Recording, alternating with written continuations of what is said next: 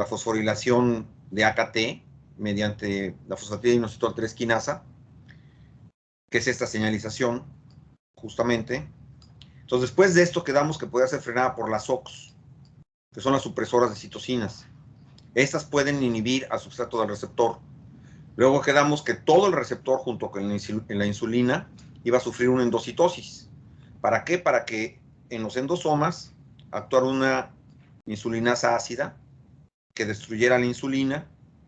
Después venía este mecanismo de revisión del receptor por las escorts. Si estaba bien el receptor, sube a la superficie de nuevo. Aquí, ojo, puede ir señalizando todavía porque lleva pegado al substrato del receptor. Dijimos también que las fosfatasas le podían tumbar los fosfatos al substrato del receptor y también a las colas de tirosina, y que había todavía otra posible inhibición, que era mediante la fosforilación en residuos serina, sobre todo serina y tronina. Y cuando esto pasa, pues se inhiben las moléculas, ¿no? Y esto lo logra hacer, por ejemplo, la quinasa C, que nosotros ya vimos. ¿Les queda claro esto?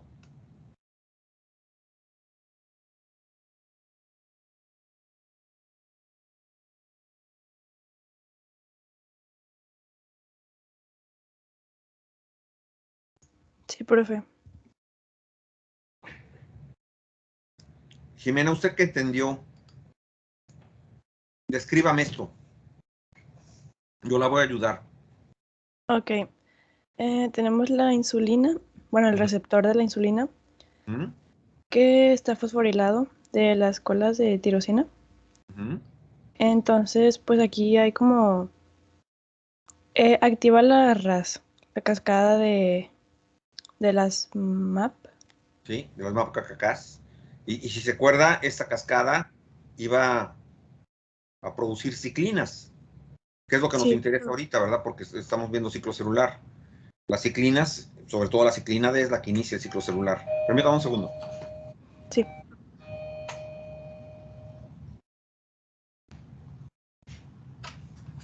Y luego, Y para el otro lado tenemos la vía de la PIK3, sí, aquí la tenemos, a la fosfatidinoacetil 3 quinasa. que esto fosforilaba la PIP2 y luego la PIP3. Fosforila la PIP2 para que se convierta en PIP3, muy bien. Luego, Tenemos que la PTEN la puede inhibir. sí, Petén, si Y, ustedes se acuerdan, era un inhibidor, ¿verdad? No permitía la conversión del PIP2 en PIP3. y, y luego aquí pues, se va para la AKT activando la PDK1 y PDK2.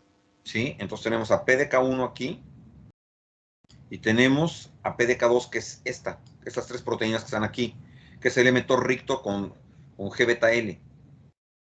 Entonces PDK1 y PDK2 fosforilan AKT, AKT se activa, va muy bien. Y, y AKT inhibe que se siga produciendo más glucosa.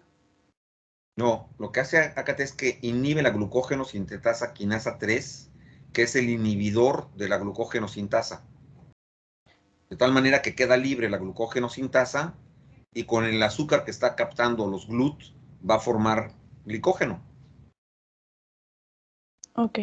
Se convierte en glucosa 6-fosfato, recuerda, y luego en glicógeno. ¿Va muy bien luego? Y luego acá tenemos que inhibe otras vías. De esta de... Ah, A las son las FOXO. FOXO, que van al núcleo, ¿no?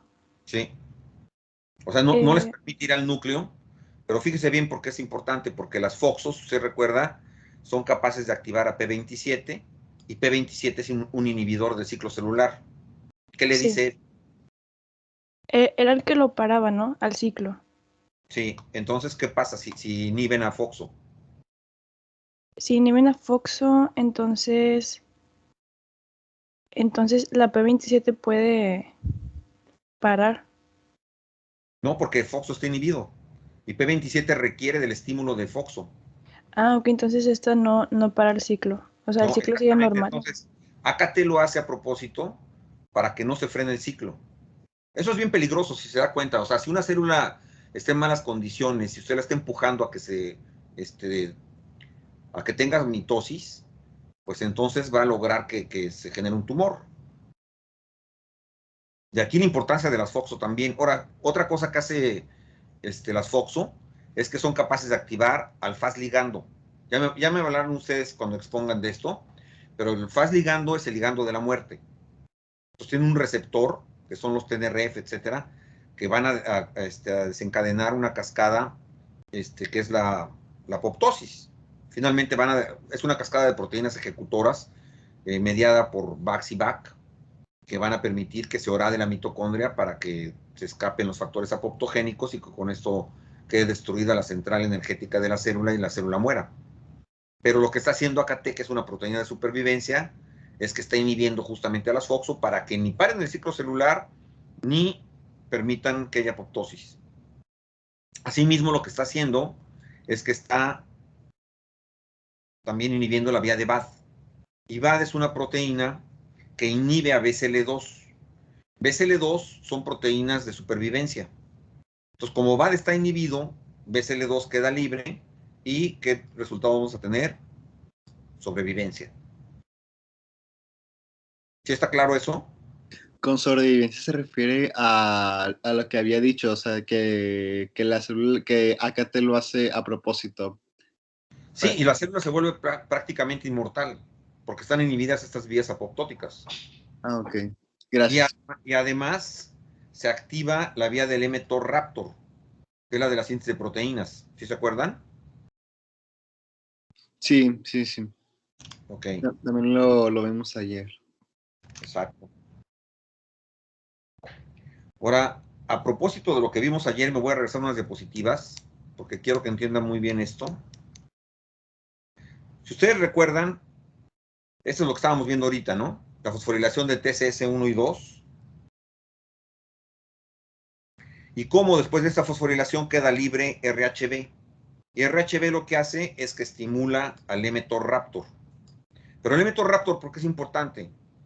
Piénsenlo bien, porque va a activar a P70S6K, que es una quinasa que se requiere para que empiece la elongación, que es ahorita lo que vamos a ver. Y quiero que tengan esto muy en cuenta. Va a inhibir a una binding protein que tiene secuestrado al factor 4E. ¿Sí les queda claro eso? Sí. Y ahorita van a ver por qué es tan importante, porque 4E es una proteína de andamiaje que es la que va a permitir el ensamble de todas las moléculas para que se forme el complejo 43S, que es el que inicia la síntesis de proteínas. Entonces, mTOR es responsable de moléculas muy importantes. Y ahora sí voy para allá. Entonces, el mTOR ensambla moléculas. Así es. Ahorita lo va a ver. Okay. Esta es realmente la señalización de la insulina, para que vean que no lo estamos viendo tan a fondo. Lo podríamos ver más a fondo, es verdad. Y tenemos entonces nosotros que AKT va a ser una vía opcional para la producción de ciclinas. Así como ahorita lo mencionó Jimena, puede activar a RAS y por medio de esta vía vamos a tener proliferación y esto va a derivar finalmente la producción de ciclinas. Pero piensen bien que también al inhibir a la glicógeno sintetasa quinasa 3, que es la que inhibía a la glicógeno sintasa para que se formara glicógeno, esta glicógeno sintasa quinasa 3 es un inhibidor de la ciclina D. Entonces, AKT al inhibir a la glicógeno sintetasa quinasa 3 deja libre a las ciclinas y esto permite la progresión del ciclo celular. Y lo que estaba diciendo Jimena también es que inhibe a las FOXO.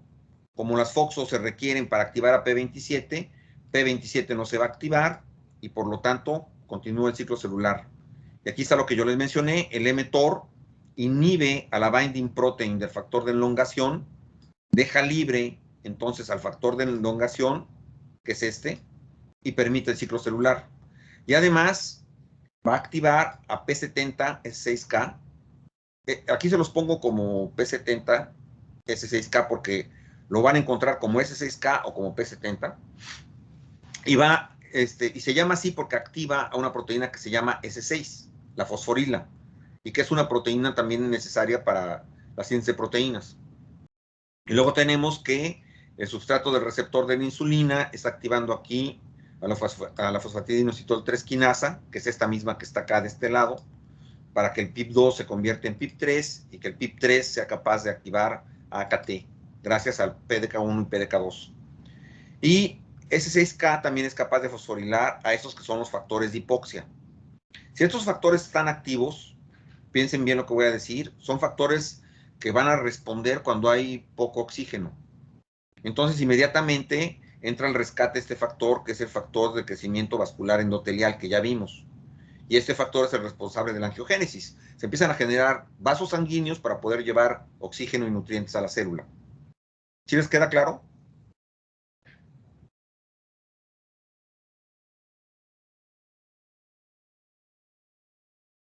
Pero ahorita no tengo mis apuntes, pero entonces el PDK1 y el PDK2 están como que separados, entonces son similares en la imagen, pero quiero entender que AKT lo que va a inhibir es el GSK3 y a las FOXO y también va a inhibir a la vía BAD, la vía BAD, y también va se va a inhibir el complejo, no se va a inhibir eso ya lo estoy inventando yo. Pero sí. Se va a activar al mTOR. Sí, Acuérdense que fosforilaba a TCS1 y 2 para dejar libre a RHB y que el mTOR se activara. Y requiere de la activación por PDK1 y por PDK2.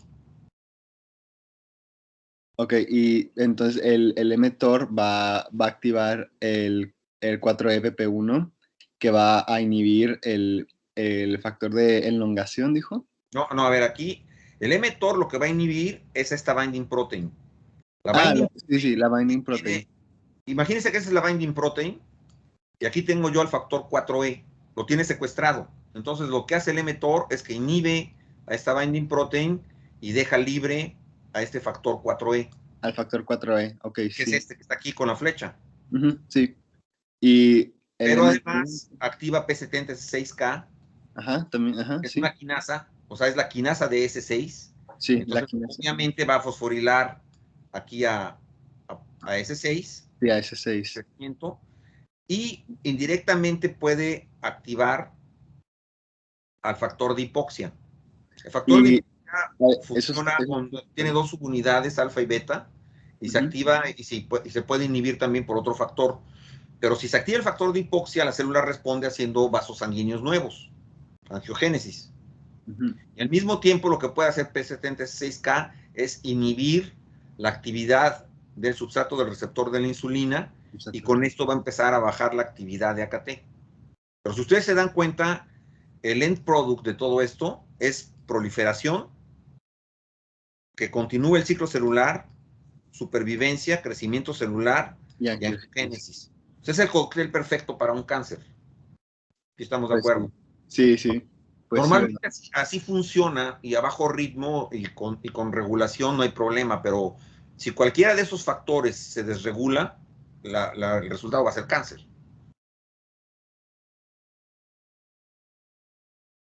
¿Les queda claro? Jimena, Ana Sofía, Valeria, María Guadalupe.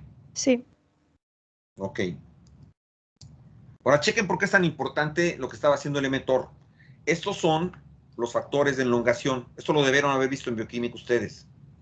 Y estábamos diciendo que que es el importante, es el 4E. Les voy a explicar ahorita cómo se hace la elongación. No tengo por qué explicárselos, pero quiero que entiendan esta parte. Chequen bien. Yo aquí tengo un ribosoma. Es el 80S. Cuando ven ese racines de proteínas, se abre y se divide en dos partículas que va a ser el 60S y el 40S. El 40S tiene una anatomía muy especial y quiero que me entiendan porque lo van a ver en un video más adelante, que es esta. Entonces, el 40S tiene un sitio aminoacil, tiene un sitio peptidil, que es donde se escanea realmente, donde se lee el codón de iniciación, y tiene un sitio de salida. Es decir, la entrada tiene que ser siempre por 3' y la salida es por 5'. Vamos a ver por qué es tan importante. El 40S lo primero que hace es que se va a unir con los factores 1 y 3, que son estos que están aquí. se une el 40S, ¿ok? Ya tenemos un complejo. Y luego, por otra parte, el que va a iniciar toda esta parte de la elongación va a ser el factor 2. El factor 2 es una GTPasa que está en un estado off, porque está en un estado GDP. Entonces, ¿qué va a pasar? Que aquí, con la ayuda de un GEF, de un factor intercambiador de nucleótidos de guanina, se va a convertir, gracias al GTP, en este factor, que es el factor 2 GTP. Esto le da la posibilidad de unirse al RNA de transferencia. Entonces, el RNA de transferencia, ya con el factor 2 cargado, ¿verdad? En una posición on, se va a unir, ahora sí, al complejo que habían formado el 40S con los factores 1 y 3, y esto me va a dar el complejo de preiniciación, que es el 43S. ¿Me van siguiendo hasta aquí? Sí, profe. Y aquí es donde viene el 4E. Este 4E, si ustedes recuerdan, estaba secuestrado por una binding protein, pero el mTOR lo liberó. Entonces, liberado, se convierte en una proteína de andamiaje y va a reclutar al 4G, al 4B y al 4A, que aquí los pueden ver juntos. ¿Y por qué es esencial el 4E? Porque el 4E es el responsable del capping. Entonces, el capping es una metilación en guanina 7 que va a ser reconocida por el 4E. Si no, no inicia la síntesis de proteínas. Entonces, ya que lo reconoció, ahora sí aquí tengo el codón de iniciación, y este codón de iniciación va a dar lugar al primer aminoácido. Aquí tengo cómo se está leyendo. Luego interviene una gap, y eso va a hacer que el 2 se vuelva otra vez GDP y pierde su GTP. Y empieza otra vez el ciclo y se forma otro aminoácido y se forma otro aminoácido. ¿Les quedó claro eso? ¿Puede explicar lo último después del codón de inicio? Sí, una vez que se formó un aminoácido, Ujú. interviene una GAP, que es una activadora de GTPasas. Aquí se la voy a poner más claro, espérame tantito. Sí, es que le digo que a veces se tarda la imagen completa en cargar, entonces lo último que usted estaba rayando ahí en la imagen, no lo pude ver a tiempo. Entonces, Aquí es donde interviene una GAP. sí. Uh-huh. Entonces, ¿qué pasa con este factor? Si usted recuerda, este factor estaba cargado con GTP. Sí, Y la GAP lo que hace es que lo baja de carga energética. Entonces lo convierte en el factor 2, pero ahora es GDP. Y de nuevo requiere recargarse con GTP. Ah, ok, entonces Esto ya es que... una vez que se leyó el codón. Ajá, sí. ¿Sí? Y con eso se formó el primer aminoácido. Ah, ok, sí. Pues sí, es el primer aminoácido que... Y luego, bueno, para que se pegue el segundo aminoácido, pasa exactamente lo mismo. Le da Sí, la vuelta a todo el ciclo. sí le da la vuelta con Y así hasta que se forma todo el péptido, ¿no? ¿Sí estamos de acuerdo? Sí, ok, entonces está el codón de inicio y A ver, espérame. Bueno, sí, lo borré. Empieza desde el principio, órale. Desde el principio, bueno, está bien. No, no lo tengo apuntado, pero sí lo estuve leyendo bien atento.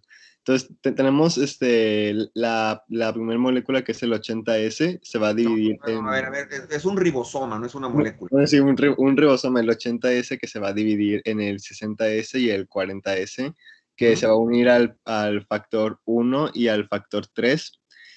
Y eso lo va a iniciar, no, al factor 1 y al factor 2. Y al factor 3, al factor 3. Hacia al factor 3 ahí dice, sí. Bueno, entonces bueno, todo va a empezar con el factor 2 GTP que está off, dijo, que a ese pues va a pasar por el GF que lo va a convertir de GDP a GTP. Y lo está convirtiendo entonces aquí en el factor 2 con GTP. Ajá. Y con GTP y ya con se va a unir también al RNA. El RNA de transferencia. Y de transferencia que ahí dice. Ya, entonces ya que tenemos, se va a juntar también con el complejo que ya teníamos al principio. Y ya tenemos secuestrado pues el 4E con la binding protein que soltó el Raptor. También se va a unir con el 4G, con el 4A, con el 4B. Sí, que son estos que están aquí. Sí, ya se van a unir, ya con el codón de iniciación, ya se va a escanear, se va a Sí, leer.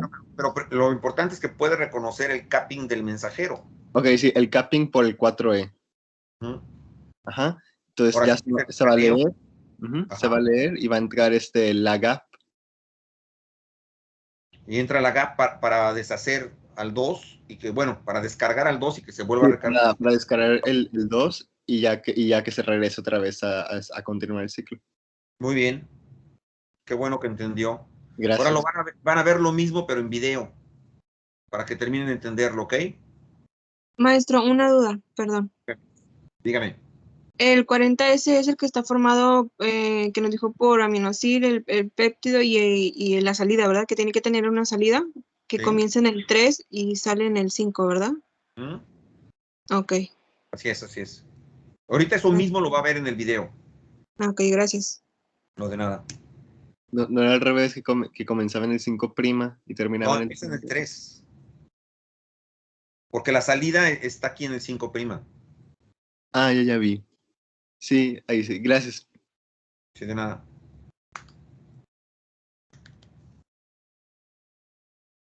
Steps of the translation process. Initiation. The small ribosomal subunit binds to the initiator tRNA carrying the initiator amino acid methionine. This complex then attaches to the cap structure at the 5' end of an mRNA and scans for the start codon AUG. The process is mediated by several initiation factors. At the start codon, the large ribosomal subunit joins the complex and all initiation factors are released. The ribosome has 3 sites. The A site is the entry site for new tRNA charged with amino acid or aminoacyl tRNA. The P site is occupied by peptidyl tRNA, the tRNA that carries the growing polypeptide chain. The E site is the exit site for the tRNA after it is done delivering the amino acid. The initiator tRNA is positioned in the P site. Elongation. A new tRNA carrying an amino acid enters the A site of the ribosome. On the ribosome, the anticodon of the incoming tRNA is matched against the mRNA codon positioned in the A site. During this proofreading, tRNA with incorrect anticodons are rejected and replaced by new tRNA that are again checked. When the right aminoacyl tRNA enters the A site, a peptide bond is made between the two now adjacent amino acids.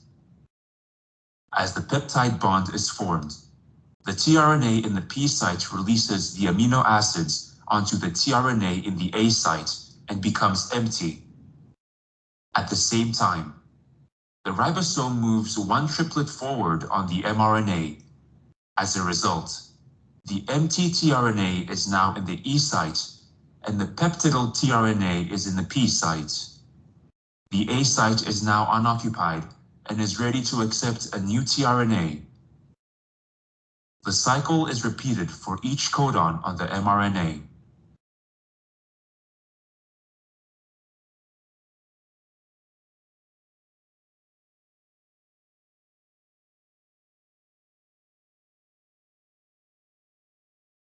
Termination. Termination happens when one of the 3 stop codons is positioned in the A site. No tRNA can fit in the A site at that point, as there are no tRNA that match that sequence. Instead, these codons are recognized by a protein, a release factor. Binding of the release factor catalyzes the cleavage of the bonds between the polypeptide and the tRNA. The polypeptide is released from the ribosome. The ribosome is disassociated into subunits and is ready for a new round of translation.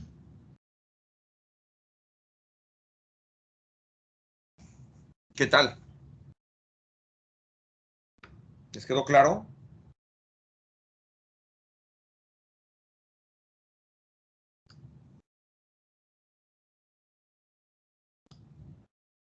Les pregunto, ¿les quedó claro? Yo no entendí bien el final lo que había dicho, ya que el ribosoma se disociaba en sus partes unitarias. Ese último Sí, no me quedó bien. una vez que se terminó de formar el péptido, se vuelve a abrir el ribosoma para formar un nuevo péptido. Ah, eso se refería a abrirse. Yo pensé que disociarse completamente. No, entonces Vuelve a punto de inicio para formar otro péptido. sí, otra vez al inicio, sí. Entonces sí. ¿Alguien más que no haya entendido?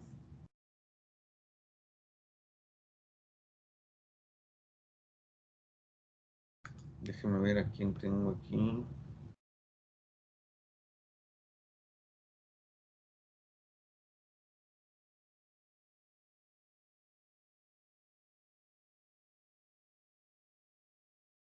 Ok. Vamos a continuar con lo que teníamos de ciclo celular como habíamos empezado. Ustedes recuerdan, yo les hablé que teníamos la conjunción necesaria de las ciclinas con las quinasas dependientes de ciclinas. Entonces, las CDKs, que son las quinasas dependientes de ciclinas, son un pequeño número de moléculas que son heterodiméricas y que tienen características muy particulares. Y una de ellas es que van a desaparecer y van a aparecer en el momento preciso del ciclo. Y esto va a depender justamente de que aparezcan las ciclinas para que se activen las quinasas dependientes de ciclinas. Cuando se desaparecen las ciclinas, porque va a haber proteínas que las van a desnaturalizar, entonces ya no son funcionales las quinasas.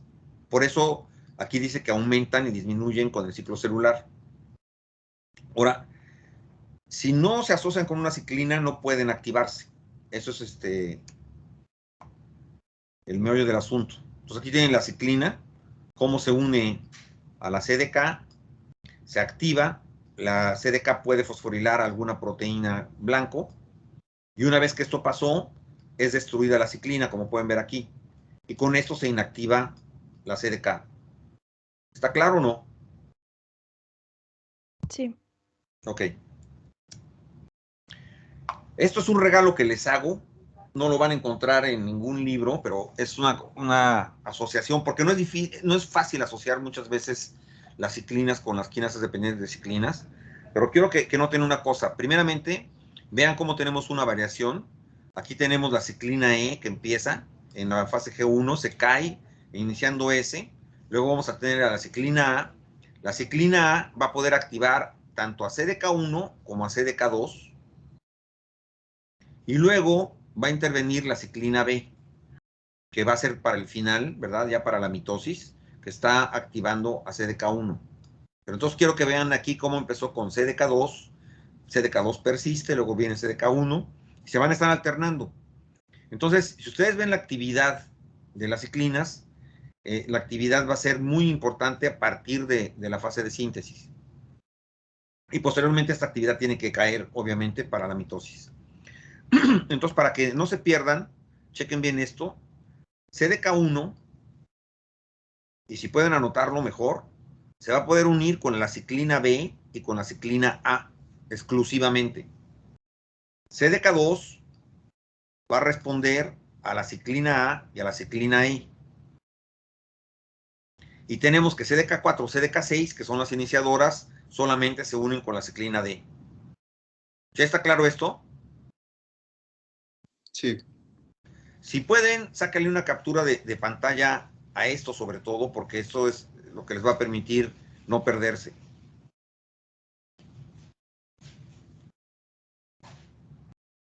Entonces, estas CDKs van a estar desencadenando procesos subordinados del ciclo celular y vamos a ver que cada subunidad catalítica de las CDKs, se va a asociar con diferentes ciclinas y la ciclina asociada va a determinar entonces qué proteína tiene que ser fosforilada. Y así, de la misma manera que lo acabamos de ver ahorita, la CDK de G0, es decir, la iniciadora va a ser CDK4, CDK6. La CDK de G1, de la primera etapa, va a ser la CDK2. Para ese, permanece todavía la CDK2, como pueden ver aquí, y luego va a ser reemplazada por CDK1, que también va a ser la quinasa que permanece hasta el final, ya para la mitosis. ¿Sí está claro esto? Sí. También si pueden, saquen una captura de pantalla y ténganlas a la mano porque de aquí en adelante voy a estar hablando de esto y lo doy por entendido. Entonces tenemos la regulación de las CDKs y para eso se requiere de la fosforilación y van a poder, las mismas CDKs se tienen que fosforilar, ojo con lo que estoy diciendo. O sea, yo sé que son quinasas, pero requieren también de ser fosforiladas por otras quinasas para ser activas. Y la fosforilación puede ser positiva o negativa, ya lo veremos más adelante. Y además también para su destrucción, acuérdense que interviene la ubiquitinización. Pueden ser ubiquitinizadas porque tienen residuos lisina, por lo tanto son sujetos de proteasoma. Entonces, aquí se va a dar una proteólisis irreversible y eso es muy bueno. ¿Por qué? Porque con esto estamos quemando las naves. Y solamente esto está marcando que una direccionalidad hacia adelante y siempre tiene que ser hacia adelante. Y por otra parte, la regulación viene por una familia de inhibidores que son los CINCA4 y los CYP, que ahorita vamos a ver, y que, bueno, van a definir qué va a pasar con estas ciclinas. Entonces, este concepto que yo les explicaba de quemar las naves, significa esto, ¿no? Entonces, tenemos aquí, por ejemplo, la CDK de G1, y chequen bien, entonces aquí viene la ciclina que la va a activar, aquí la está activando, y una vez que la activa, se degrada. O sea, no le queda más que seguir adelante. Y así por el estilo, acá se vuelve a degradar la otra, acá se vuelve a degradar la otra, entonces están quemando las naves para siempre continuar hacia adelante. ¿Sí les queda claro esto? Sí. Ok. Entonces, ¿cómo entra el ciclo celular en G1?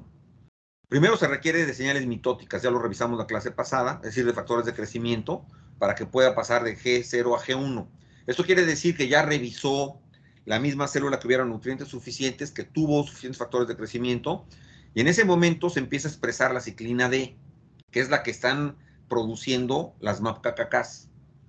Y esto va a permitir que la ciclina D se una a CDK4 y CDK6. Esto es muy importante porque esta quinasa tiene por mandato hiperfosforilar al retinoblastoma, que es una proteína que está inhibiendo a un factor transcripcional que se llama E2F. Y E2F es el responsable de codificar para las proteínas que siguen y que son las que van a dar lugar a la continuación del ciclo celular. Entonces, sobre todo va a codificar para toda la plataforma de proteínas que se requieren para la síntesis del DNA. Al mismo tiempo, también se va a expresar la ciclina E. Y la ciclina E va a ser muy importante porque se va a unir a CDK2. Y con esto activa a CDK2. Entonces vamos a tener, permítame un segundo. Vamos a tener un punto al final de GI que se llama el punto de restricción. Entonces, a partir de aquí ya no hay regreso. Aquí ya se fijaron todas las condiciones, ya se generaron todas las proteínas para la fase de síntesis, y esto va a implicar necesariamente que se tiene que continuar y continuar, a menos que haya apoptosis. Entonces, como lo dice aquí, el ciclo va a progresar independientemente de las señales mitóticas o antimitóticas que pueda recibir. ¿Les queda claro esto?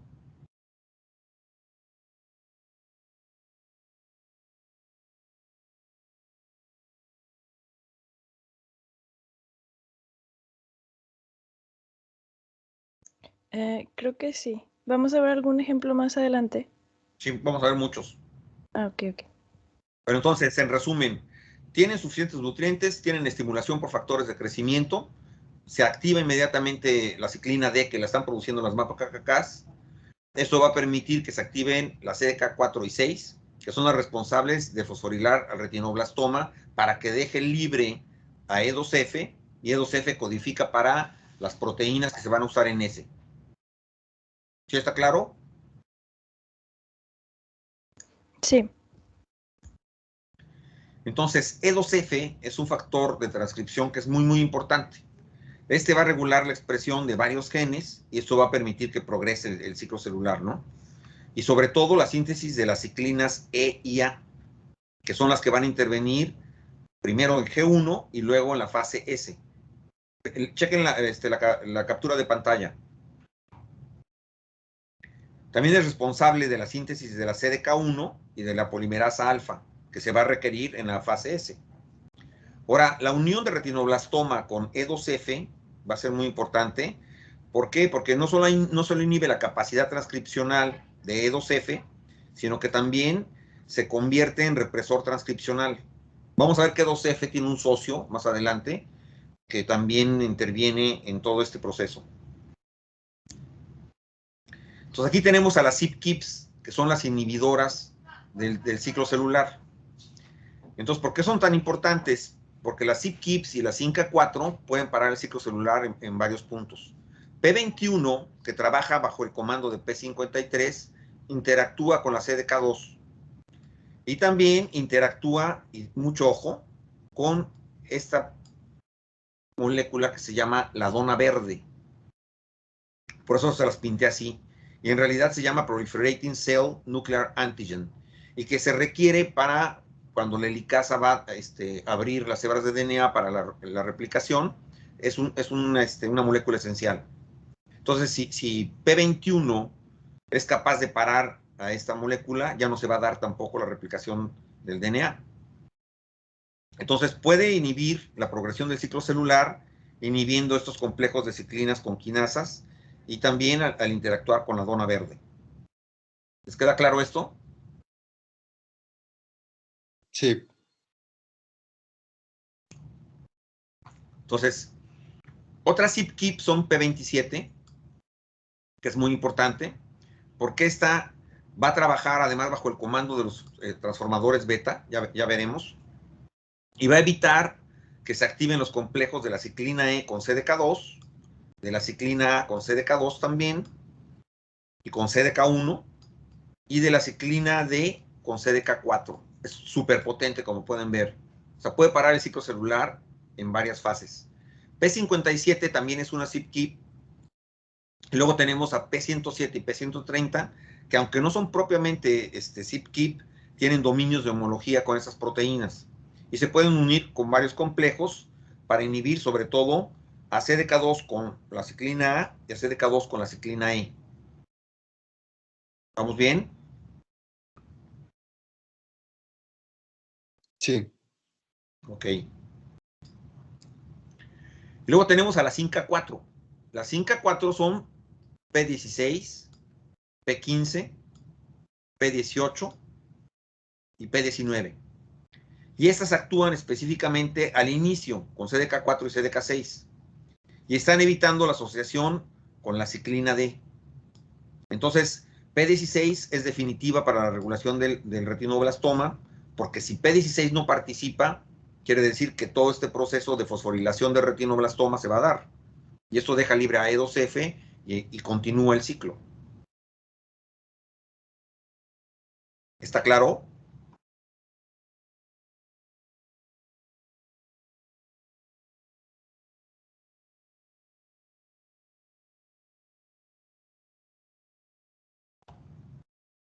Les pregunto, jóvenes, ¿está claro?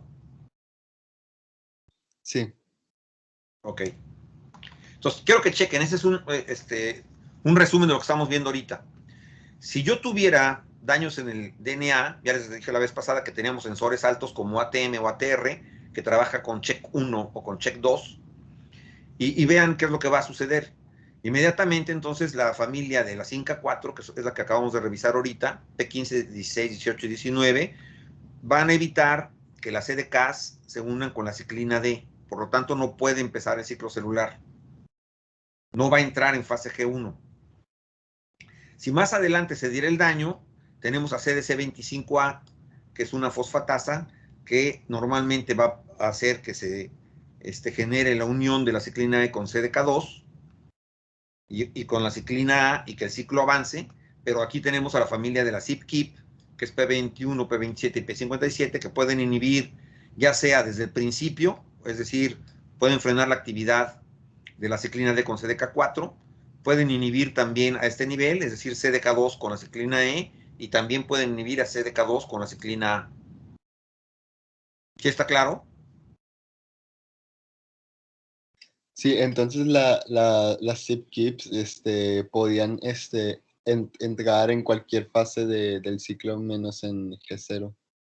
Así es. Y las que trabajan en G0 es Inca 4.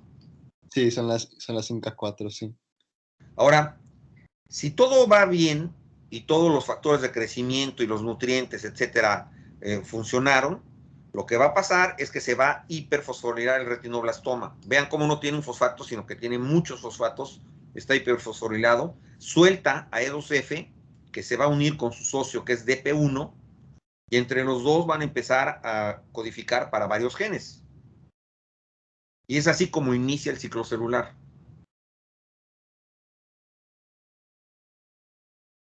Eso ocurre cuando todo está bien, ¿verdad?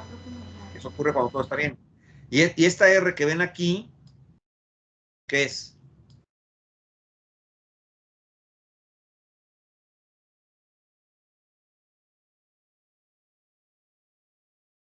Es el punto de restricción. Es donde yo les decía, si ya se comprometió, sí, el punto, sí. Si ya se comprometió la célula, ahora tiene que seguir hacia adelante, ya no hay marcha para atrás. Sí, que no puede irse para atrás, tiene que seguir hacia adelante. Entonces, miren, esta diapositiva, si pueden, sáquenle también una captura de pantalla, es muy importante. Es difícil encontrar láminas como estas tan ilustrativas, pero aquí pueden ver cómo las Inca 4 específicamente están impidiendo que se unan la ciclina D con CDK4 y CDK6. Y aquí están viendo cómo las CYP inhiben a la ciclina E con CDK2 y a la ciclina A con CDK2 también. Y de este lado a CDK1 con la ciclina A y de este lado la ciclina B con CDK1. Entonces, al inicio solamente actúan las Inca 4 y posteriormente actúan las CYP. Y aquí podemos ver entonces cómo el poder que tiene la CYP de poder inhibir el ciclo celular en varias fases del ciclo. Ahora, los transformadores beta, ¿por qué los menciono? Porque las CYP trabajan bajo el comando de los transformadores beta. Los transformadores beta, yo ya había hablado cuando vimos los receptores tirosina-quinasa. Estos tienen un receptor 1, que es este rosita que se ve aquí. Tienen un receptor 2, que es este que está acá. El 1 va a activar al 2 para que se puedan unir como dímeros. Esto permite recibir al factor de transformación beta. Estos van a activar unas proteínas que se llaman SMAD2 y 3. Estas SMAD2 y 3 activan SMAD4. Y SMAD4 tiene la capacidad de traslocarse al núcleo. Se trasloca al núcleo y empieza a codificar, como ustedes pueden ver, para la CYP. Y además también puede codificar para VAX, que es una proteína de apoptosis. Y lo que va a hacer es que va a suprimir a MYC y a BCL2, que son proteínas de supervivencia. Entonces, el transformador beta es antiproliferativo, porque puede parar el ciclo celular y puede mandar a la muerte celular. Y va a tratar de evitar a los promotores de tumores, que son MYC y BCL2. ¿Sí está claro? Sí. Ok. Entonces, vean el poder que tienen los transformadores beta. Son capaces de tener el comando de la Inca 4 y de la CYP en todo el ciclo celular. Entonces, esto es para que también razonen, van a oír hablar posteriormente de transformadores beta y se utilizan mucho en las terapias para el cáncer, porque justamente pueden parar el ciclo celular y evitar el crecimiento de tumores, ¿no? Y hasta aquí me quedo, porque les tengo un NIRPOD para continuar con esta parte de la clase, y ya se terminó la primera hora como quiera, y les voy a pedir que al 10 para las 11 pasen a poner lista. Ya les subí los artículos, ya vieron, ¿verdad? Que ya les subí los artículos. Sí, ya están los artículos. Bueno, entonces para que empiecen a leer, y déjenme pasarles el código de NIRPOD.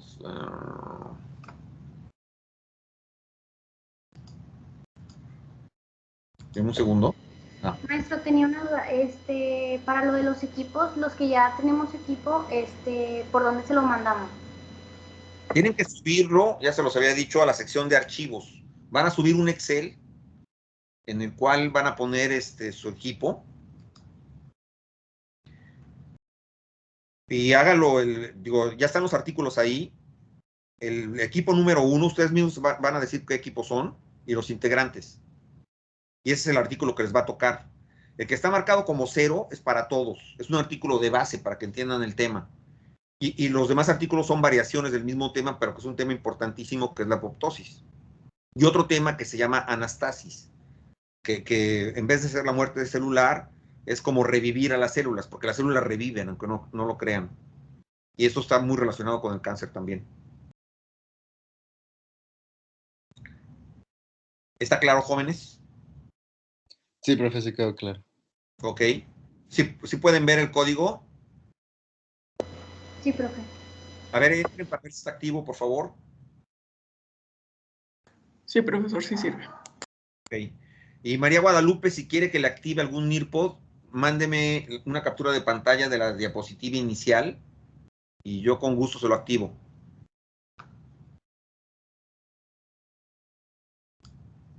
Ok, doctor. Ahorita lo cheque. Es que solo tengo los códigos en lista. No tengo captura. Si me da los códigos, ya los códigos cambian. Entonces, ok. a mí deme la primera diapositiva. Mire, le voy a compartir mi pantalla. Déjeme ver cómo le hago para que la vea. Acá está. Es que tengo 3 pantallas, ¿eh? Y por eso no se alcanza a ver esta, pero aquí va a poder ver.